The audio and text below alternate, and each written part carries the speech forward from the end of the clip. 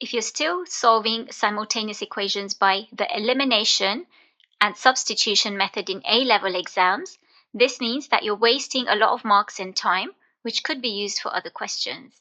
The calculator can solve this in seconds. So in this question, we've got 3x plus 2y is equal to 17, and 5x minus y is equal to 16. So instead of using the elimination and substitution method, on the calculator, we can first go to menu and then go down until we get to equation and press equal to select equation.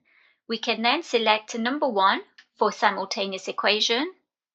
And because we have two unknowns, which are x and y, we then press 2. So for the first equation, we can now input the coefficient of x, which is 3, the coefficient of y, which is 2, and this is equal to 17. For the second equation, the coefficient of x is 5, the coefficient of y is just minus 1, and this is equal to 16.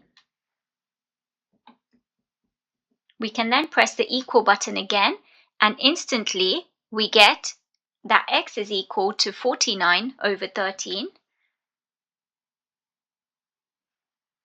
and y is equal to 37 over 13.